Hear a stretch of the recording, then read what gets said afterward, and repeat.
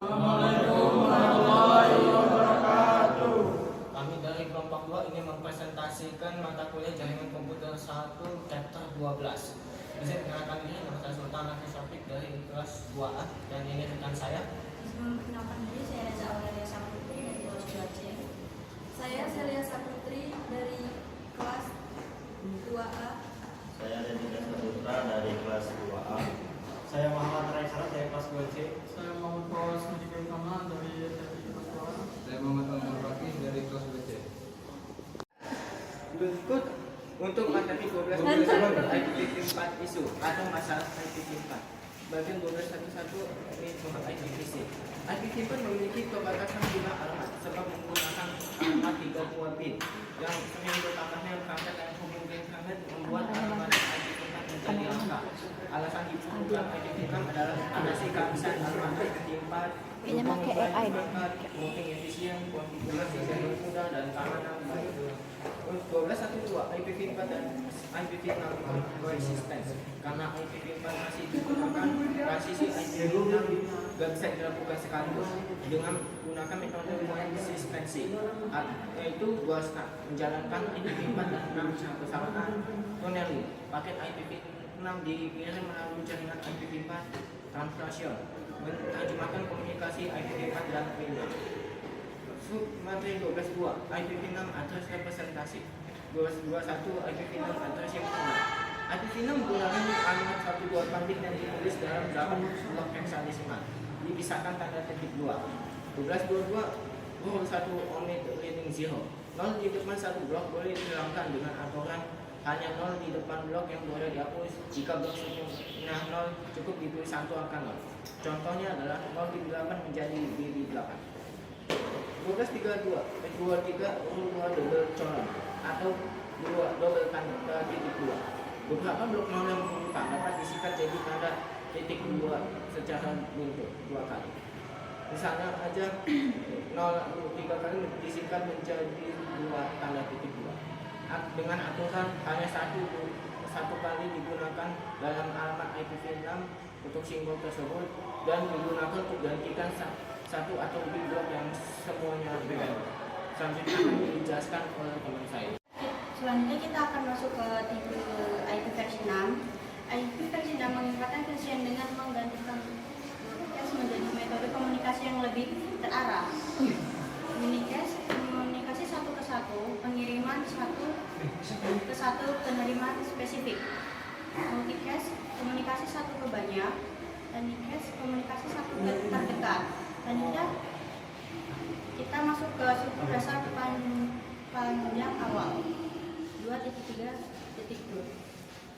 Definisi prefiksi length ditulis dengan menentukan jumlah bit yang berfungsi sebagai jaringan standar. Umumnya penggunaan slide 64 yang membagi 128 bit alamat IP versi 6 menjadi dua bagian sama besar.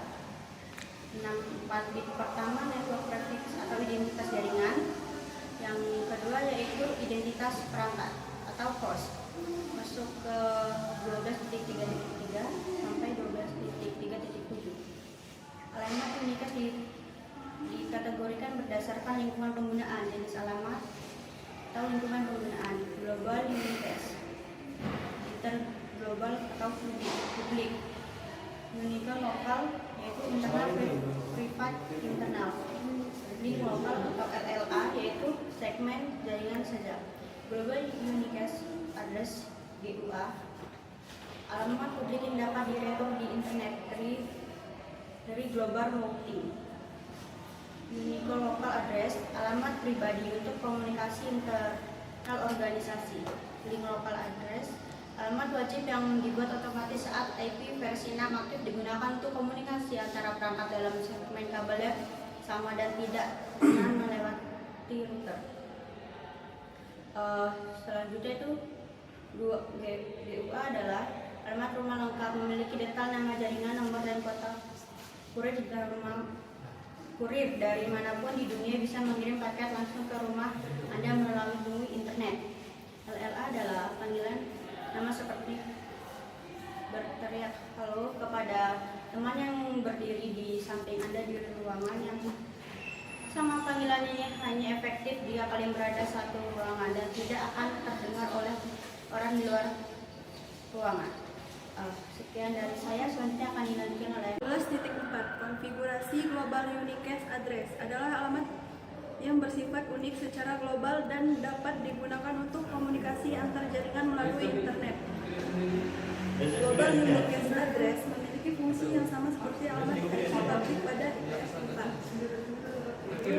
Konfigurasi Global Unicast statis pada host Windows. Selain router, komputer atau host juga dapat dikonfigurasi menggunakan alamat IPv4 secara manual.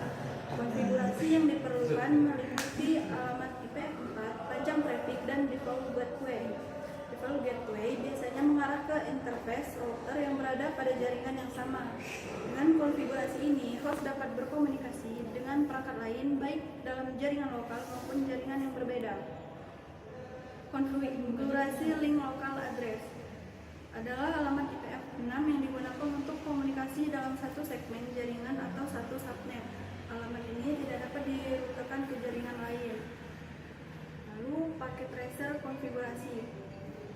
Pada simulasi paket tracer, teknisi jaringan melakukan konfigurasi dasar pada router dan switch untuk menghubungkan dua jaringan LAN. Terus proses konfigurasi meliputi pemberian nama perangkat, pengaturan password, konfigurasi alamat IPv6 pada interface, serta pengujian konektivitas. Setelah konfigurasi selesai, dilakukan verifikasi menggunakan perintah Cisco dan pengujian ping untuk memastikan seluruh perangkat dapat saling berkomunikasi. Sekian dari saya, akan dilanjutkan oleh teman saya. Selanjutnya saya akan menjelaskan materi 12.5, yaitu di mana di sini ada pengamatan dinamis GWA IPv6, yaitu GWA yaitu Global Unicast Address atau alamat IPv6 yang di mana publik global rentang 2000/3 yang bisa diakses melalui internet. Dan metode pembagian ada metode yaitu metode pembagian otomatis yang di mana yang pertama ada slash router prefix panjang prefix lewat pesan RA. Dan yang kedua ada host alamat sendiri prefix 64 bit, IDA antarmuka 64 bit, pakai EUI 64 MB atau acak tanpa server di HPC IPv6. Yang kedua ada slash DHCPV tanpa status yang dimana tetap pakai slash untuk buat alamat IP server DHCPV6, hanya kirim info tambahan DNS, NTP, nama domain, dan tidak mengelola alamat IP. Selanjutnya kita akan masuk ke bagian 12.6 tentang Dynamic Addressing for IPv6 LLAS. Nah, di sini masuk ke bagian 12.6.1 tentang Dynamic Addressing for IPv6 LLAS, yaitu di mana ini wajib ada setiap interface IPv6 harus memiliki link local address atau LLA. Nah, fungsinya itu untuk berkomunikasi antar perangkat dalam satu jaringan yang sama. Lalu sifatnya tidak bisa dirutekan atau non-routable ke internet atau jaringan lain. Nah, ciri khasnya itu selalu diawali dengan prefix seperti FE80.22 /10. Lalu masuk ke 12.6.2 tentang cara PC membuat LLA secara otomatis. Nah, perangkat klien seperti PC membuat 64 bit terakhir alamatnya atau internet ID lewat dua cara, yaitu yang pertama ada EUI 64 menggunakan MAC address fisik perangkat lalu menyisipkan kode FFE.2FE di tengahnya. Lalu randomly generate diacak secara otomatis oleh OS seperti Windows demi alasan keamanan privasi agar MAC address tidak terlacak. Masuk ke bagian 12.6.3 tentang LLA dinamis pada router Cisco, di mana secara bawaan atau default router Cisco otomatis membuat LLA menggunakan metode EUI 64. Kelemahannya, alamat yang dihasilkan otomatis secara sangat panjang dan juga acak. Lalu hal ini menyulitkan teknisi karena LLA router ini harus dijadikan default gateway oleh komputer klien. Masuk ke 12.6.4 tentang konfigurasi LLA statis atau manual, yang dimana solusi terbaik itu mengubah LLA router secara manual agar singkat dan mudah untuk diingat. Nah, di sini juga keuntungannya mempermudah pengaturan default gateway pada klien dan juga mempercepat proses perbaikan. Masuk ke poin yang terakhir yaitu 12.6.5 tentang verifikasi konfigurasi IPv6, di mana 3 perintah utama untuk mengecek apakah IPv6 dan LLA itu sudah berjalan dengan benar. Yang pertama itu show IPv6 interface brief, yang dimana untuk melihat ringkasan status interface dan juga alamat IPv6-nya.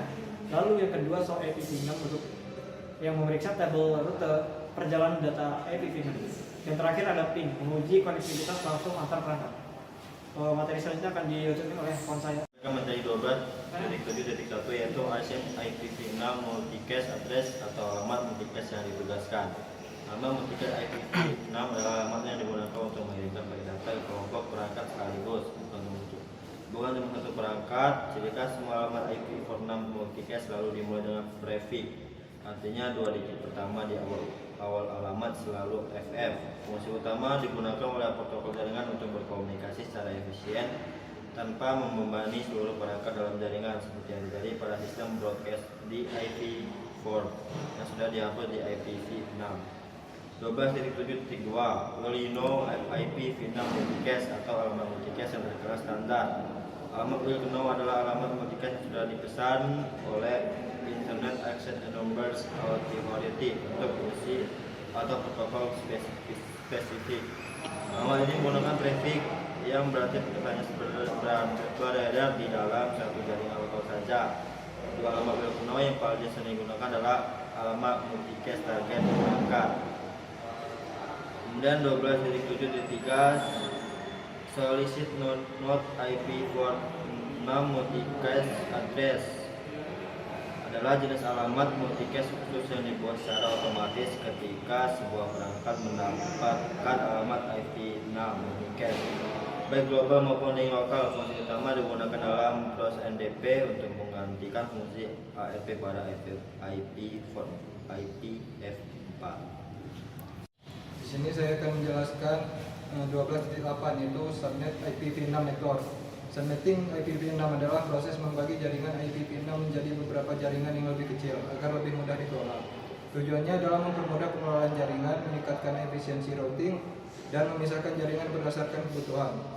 Prefix yang umum digunakan yaitu /48 untuk jaringan utama dan /64 untuk subnet network. Kelebihan IPv6 ini adalah jumlah alamat sangat banyak, tidak memerlukan NAT, mendukung konfigurasi otomatis dan routing lebih efisien. Kesimpulannya adalah subnetting IPv6 digunakan untuk membagi jaringan besar menjadi subnet yang lebih kecil, sehingga pengelolaan dan komunikasi jaringan menjadi lebih mudah dan efisien. Sekian presentasi dari kami. Mohon maaf bila ada kesalahan dalam mengucapkan maupun dalam menjelaskan presentasi kami. Kami akhiri. Wassalamualaikum.